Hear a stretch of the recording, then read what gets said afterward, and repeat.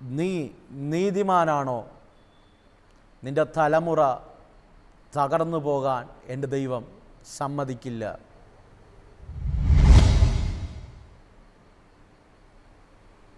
Praise the Lord. നീ നീതിമാനാണോ? നിന്റെ തലമുറ നശിപ്പാൻ എൻ്റെ ദൈവം ഒരു നാളും സമ്മതിക്കില്ല.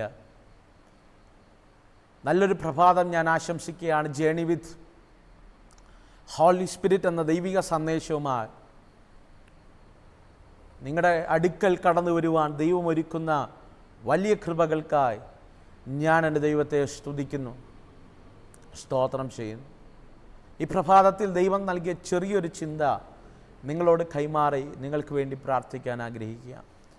സങ്കീർത്തനങ്ങളുടെ പുസ്തകം 37-ാം സങ്കീർത്തനം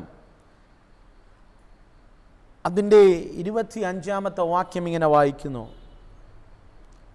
ഞാൻ ബാലനായിരുന്നു, വൃദ്ധനായിത്തീർന്നു, നീതിമാൻ തുണയില്ലാതിരിക്കുന്നതും അവൻ്റെ സന്തതി ആഹാരം ഇരക്കുന്നതും ഞാൻ കണ്ടിട്ടില്ല. പ്രിയരെ, ഒരു പ്രവചന ദൂത് പോലെ ഈ പകൽക്കാലം ഹൃദയത്തിൽ തൊട്ട് ഞാൻ ഈ ദൂത് കൈമാറാം. ഈ പ്രഭാതത്തിൽ വിശ്വസിക്കണം, തലമുറകളുടെ മേൽ ദൈവത്തിൻ്റെ വലിയ ഫേവർ വീഴുന്ന പകലാണ്. ആമേൻ. ഉറപ്പായി നിങ്ങൾ ഈ ദൂത് വിശ്വസിക്കണം, ഏറ്റെടുക്കണം. ഈ വാക്യം റിപ്പീറ്റ് ചെയ്ത് പറയണം.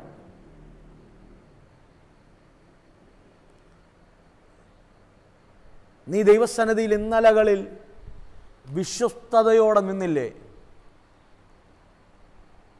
എന്തെല്ലാം ഭാരങ്ങൾ, പ്രയാസങ്ങൾ, ആകുലതകൾ, വേദനകൾ നിന്റെ ജീവിതത്തിനകത്ത് വന്നിട്ടും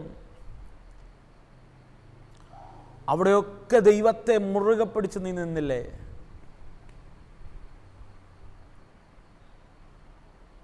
ദൈവം എനിക്ക് വേണ്ടി പ്രവർത്തിക്കുമെന്നും ദൈവം എനിക്ക് വേണ്ടി ചിലത് ചെയ്യുമെന്നൊക്കെ വിശ്വസിച്ച് ഉറച്ചു നീ നിന്നില്ലേ? ഇവിടെ കണ്ടോ, സങ്കീർത്തനക്കാരനായ ദാവീദ്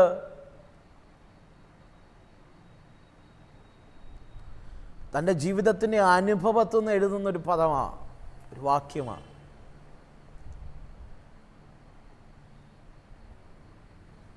ആ പദത്തിൽ തന്നെ പറയുന്നുണ്ട്, ഞാൻ ബാലനായിരുന്നു എന്നാൽ വൃദ്ധനായി തീർന്നു. അർത്ഥം, ഈ സങ്കീർത്തനം ചമയ്ക്കുമ്പോൾ, ഈ സങ്കീർത്തനം ദൈവസന്നിധിയിൽ പാടുമ്പോൾ ദാവീദിൻ്റെ വാർദ്ധക്യത്തിലാണ്.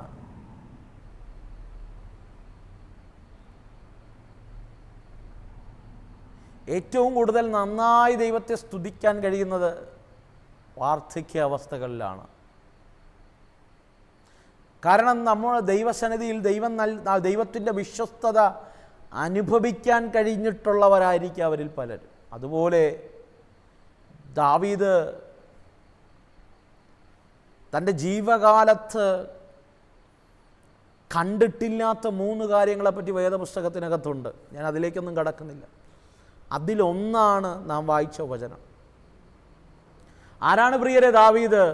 അപ്പനും അമ്മയും ഉപേക്ഷിച്ചവൻ,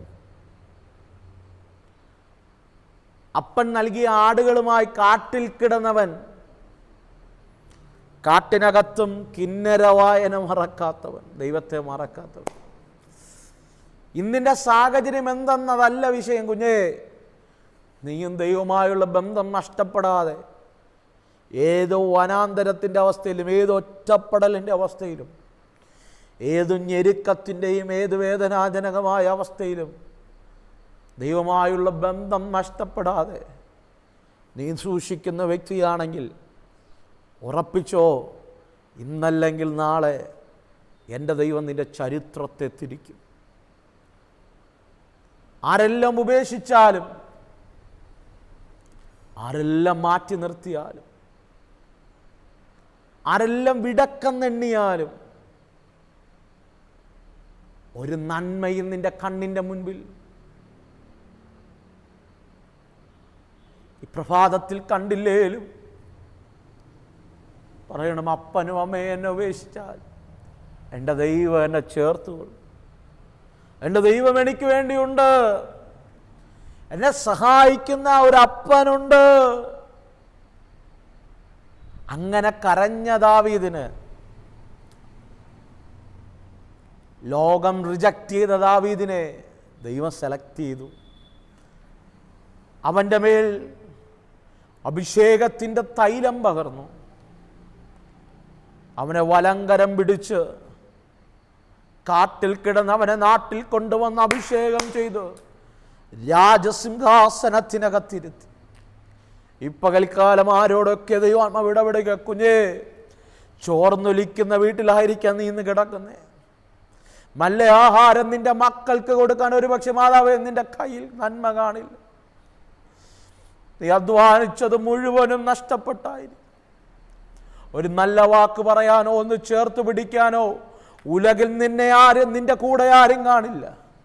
പക്ഷെ എൻ്റെ ദൈവം പറയുക, ലോകം റിജക്റ്റ് ചെയ്തവനെ ഞാൻ സെലക്ട് ചെയ്താൽ ഏത് കാട്ടിൻ്റെ അവസ്ഥയിൽ നിന്നും, ഏത് മരുഭൂമിയിൽ നിന്നും, ഏത് വേദനാജനകമായ അവസ്ഥയിൽ നിന്നും ഞാൻ ലിഫ്റ്റ് ചെയ്ത് അവനെ ഞാൻ നാട്ടിൽ കൊണ്ടുവന്ന് അഭിഷേകം ചെയ്യും. മകളെ, അവസ്ഥകൾ മാറണോ? യൗവനക്കാർ എന്നെ കേൾക്കുന്നുണ്ടോ? പ്രാർത്ഥിക്കുന്ന മാതാപിതാക്കൾ എന്നെ കേൾക്കുന്നുണ്ടോ? ഈ സന്ദേശം ഈ പകൽക്കാലം നിന്റെ മക്കൾക്ക് അയച്ചു കൊടുക്കണം, നിന്റെ സ്നേഹിതർക്ക് അയച്ചു കൊടുക്കണം. ഇന്ന് പകൽ അവരെ ദൈവം തൊടും.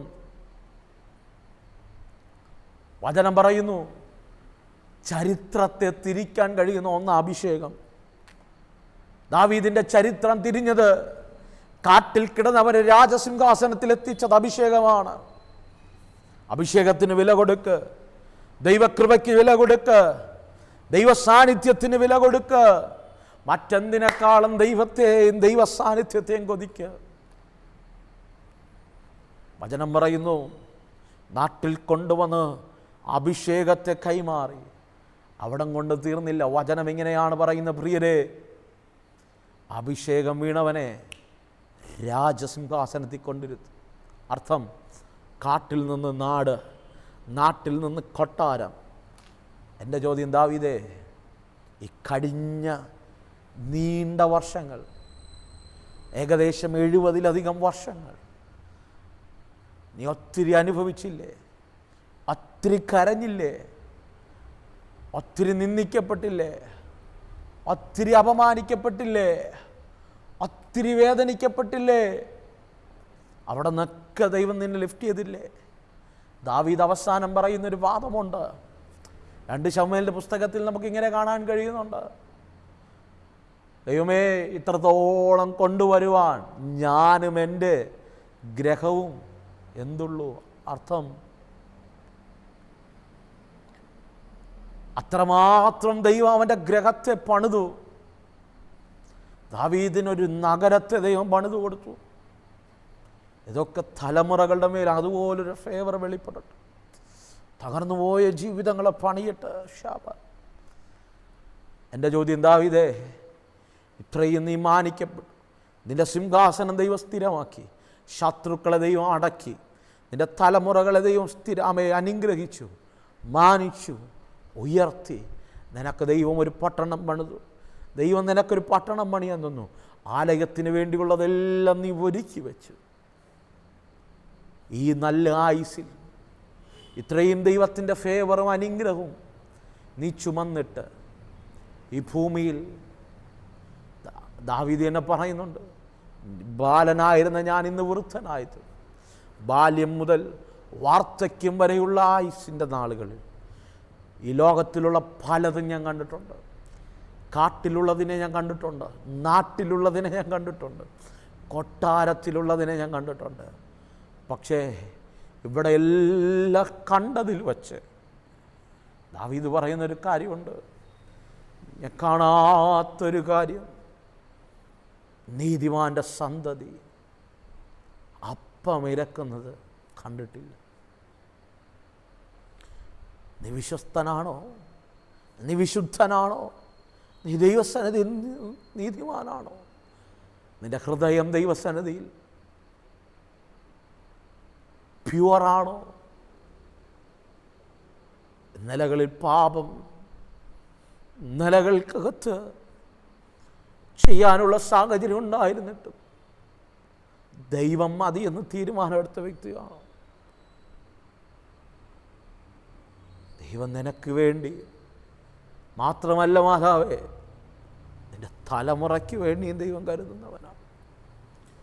ദൈവദാസനെ, ഞാൻ എൻ്റെ കുഞ്ഞിന് വേണ്ടി ഒന്നും ഒരുക്കി വച്ചില്ല. ഒന്നും അവനെ പഠിപ്പിക്കാം, അവൾക്കൊരു വിവാഹ ജീവിതം നൽകി അമ്മ കരം പിടിച്ചു കയറ്റാൻ ഈ ലോകപരമായി ഞാൻ ഒന്നും ഒരുക്കി വെച്ചില്ല. എൻ്റെ ആയുഷ്കാലം മുഴുവനും ഞാൻ കഷ്ടത അനുഭവിച്ചു, നിന്ദ അനുഭവിച്ചു, ഞെരുക്കം അനുഭവിച്ചു. പക്ഷെ ദൈവത്തെ മാത്രം ഞാൻ മുറുകെ, ദൈവസന്നിധി മാത്രം കറതീർത്തൊരു വിശുദ്ധ ജീവിതം ഞാൻ നയിച്ചു. ദാവീദ് പറയുക, അങ്ങനെ നയിച്ചവരുണ്ടോ? നിന്റെ തലമുറ നശിക്കുന്നത് നീ കാണില്ല. ആരുടെയൊക്കെ മക്കൾ തകർന്നു പോയാലും, ഏതൊക്കെ കുടുംബങ്ങൾ തകർന്നു പോയാലും, ഏതൊക്കെ ശാബാറത് വലിയൊരു പ്രസൻസ്, ഏതൊക്കെ തലമുറകളെ തിരിച്ചു പിടിക്കാതെയോ, ആരെല്ലാം ഉടഞ്ഞു പോയാലും കരയുന്ന മാതാവേ, നിന്റെ തലമുറ നശിക്കില്ല, നിന്റെ കുടുംബം നശിക്കില്ല. വേദനിക്കുന്ന പിതാവേ, ഒത്തിരി അധ്വാനിച്ചു ദൈവദാസനെ, ഒരായുസ് മുഴുവനും അധ്വാനിച്ചു. കഴിഞ്ഞ ദിവസം ഒരു പിതാവിൻ്റെ അടുക്കൽ വന്ന് കണ്ണുനീരോട് എൻ്റെ ഈ വലങ്കരം പിടിച്ചിട്ട് പറഞ്ഞു, പക്ഷേ ഇന്ന് എനിക്ക് 68 വയസ്സായി. ഞാൻ എൻ്റെ 5ാം ക്ലാസ് മുതൽ കൂലിവേലയ്ക്ക് ഇറങ്ങിയത്. വിശ്രമം എന്തെന്ന് ഞാൻ അനുഭവിച്ചിട്ടില്ല. അന്നു മുതൽ ഒരു കഴുത ഭാരം വഹിക്കുന്നത് പോലെ ഞാൻ വഹിക്കുക. എൻ്റെ ഒരേ ഒരാഗ്രഹം എൻ്റെ മക്കൾ നന്നായിരിക്കുന്നത് കാണും. അവർക്കെനിക്ക് കൊടുക്കാൻ കഴിയുന്നതിന് പരിധിയുണ്ട്.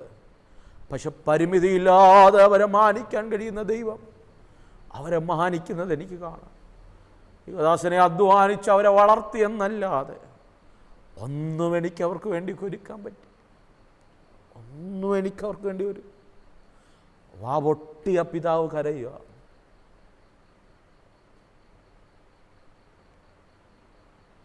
അപ്പോൾ എൻ്റെ ഹൃദയത്തിനകത്ത് ഓടി വന്നത് ഈ വചനം, നീതിമാന്റെ സന്തതി അപ്പമിരക്കുന്നത് കാണില്ല. ഈ പകൽക്കാലം മക്കൾക്ക് നീ ഒന്നും കൊടുത്തില്ലേലും, ഈ ലോകത്തിലെ എന്തൊരു നന്മയോ, ഒരു ഫിക്സഡോ, ഒരു ബാങ്ക് ബാലൻസോ, ഒരു വസ്തുവോ ഒന്നും നിനക്ക് കൊടുക്കാൻ കഴിഞ്ഞില്ലേ? പകൽക്കാല ക്രിസ്തുവിനെ കൊടുത്തിട്ടുണ്ടോ? ഈ ദൈവത്തെ നീ കൊടുത്തിട്ടുണ്ടോ? നിന്റെ സന്തതി അപ്പം ഇറക്കുന്നത് നീ കാണില്ല. അർഹതയില്ലാത്ത മാന്യത. ദാവീദിന് പറയാൻ പ്രാഗൽഭ്യമുണ്ട്, കാരണം കാട്ടിൽ കിടന്നവനെ രാജസിംഹാസനത്തിലിരുത്തി.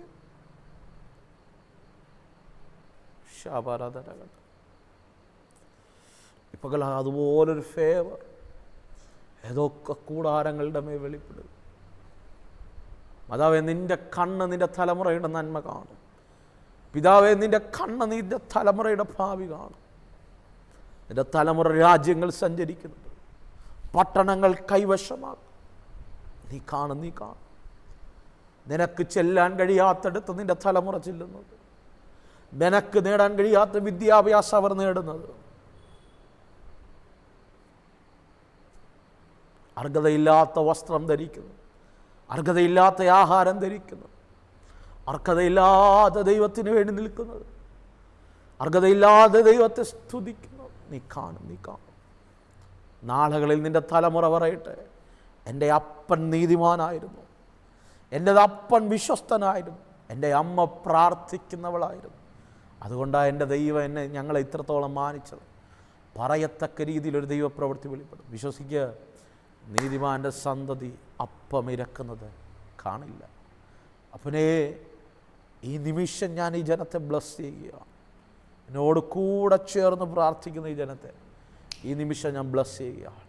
വചനം ഞാൻ റിലീസ് ചെയ്യുക. ഇത് ഫലമല്ലാതെ മടങ്ങി വരുന്നത് ചില കൂടാരങ്ങളുടെ തലമുറകൾ, നീതിയോടെ ദൈവത്തിന് വേണ്ടി നിന്ന് തലമുറകൾ, അർഹതയില്ലാത്ത ഭാവികളുണ്ടാകാം.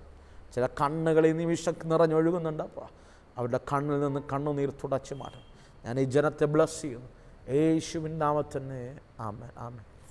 അതേ പ്രിയരെ, വിശ്വസിക്കുക, നീതിമാൻ്റെ സന്തതി അപ്പം ഇരക്കുന്നത് നീ കാണില്ല. ഈ പകൽക്കാലം ദൈവദാസനെ, എനിക്ക് വേണ്ടി ഒരു വാക്ക് പ്രാർത്ഥിക്കണമെന്ന് ആഗ്രഹമുണ്ടെങ്കിൽ സ്ക്രീനിൽ കാണുന്ന നമ്പറിൽ നിങ്ങൾക്ക് ഞങ്ങളെ കോൺടാക്റ്റ് ചെയ്യാം. നിങ്ങൾക്ക് ലഭിച്ചില്ലെങ്കിൽ വീണ്ടും ട്രൈ ചെയ്യുക. വീണ്ടും ട്രൈ ചെയ്തിട്ട് ലഭിച്ചില്ലെങ്കിൽ ഈ നമ്പറിൽ വാട്സപ്പ് ഉണ്ട്. അതിൽ നിങ്ങൾ ഉറപ്പായി നിങ്ങളുടെ പ്രയർ റിക്വസ്റ്റുകൾ അയക്കാൻ ഞങ്ങൾ നിങ്ങൾക്ക് വേണ്ടി പ്രാർത്ഥിക്കാൻ റെഡിയാണ്. ഞങ്ങൾ നിശ്ചയമായി നിങ്ങൾക്ക് വേണ്ടി പ്രാർത്ഥിക്കുന്നുണ്ട്. അതുപോലെ ഈ സന്ദേശം നിങ്ങൾക്കൊരു അനുഗ്രഹമായെങ്കിൽ വേദനയോടെ ഇരിക്കുന്ന വ്യക്തികൾക്ക് ഇത് അയച്ചു കൊടുക്കുക.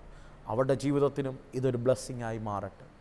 എല്ലാ പ്രഭാതത്തിലും ഇതുപോലെ നിങ്ങൾക്ക് ദൈവിക ശബ്ദം കേൾക്കണമെങ്കിൽ ഈ ചാനൽ സബ്സ്ക്രൈബ് ചെയ്യുക. പരിശുദ്ധാത്മാവിനോട് പറ, കർത്താവേ, പരിശുദ്ധാത്മാവേ, ഈ പ്രഭാതം എന്നെ ഒന്ന് നയിച്ചാൽ. Let us start our journey with holy spirit. പരിശുദ്ധാത്മാവിൻ്റെ കൂടെ ഒരു യാത്ര തിരിക്കാമോ? God bless you. Amen, amen, amen.